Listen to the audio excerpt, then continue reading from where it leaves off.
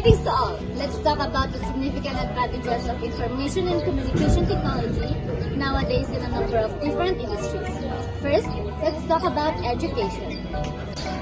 By making digital learning platforms, online resources, and virtual classrooms accessible, ICT has revolutionized education. It guarantees that all students around the world have access to the higher education, foster collaborative learning, and increase engagement.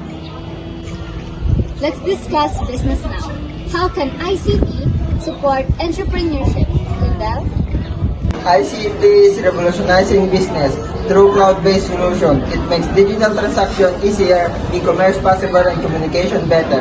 Through digital initiatives, businesses can now reach global market, increase customer involvement, and operate more efficiently. Now, let's move on to discussing how does ICT enhances students' academic experiences. ICT offers a vast amount of information. Students can access high-quality learning materials, collaborate on projects, and develop essential skills that prepare them for the future workforce through educational apps, research databases, and interactive tools. But what about in healthcare sectors?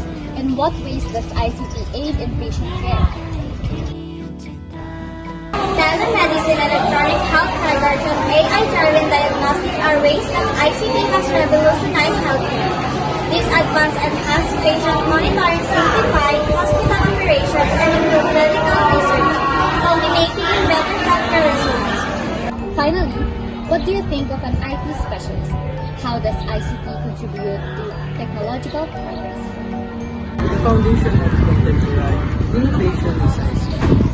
It propels development in data management, cybersecurity, and artificial intelligence.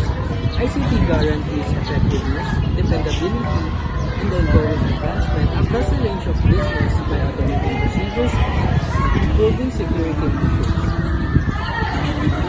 According to the material presented below, ICT is essential in forming our world because it improves education, propels economic expansion, transforms healthcare, and encourages creativity.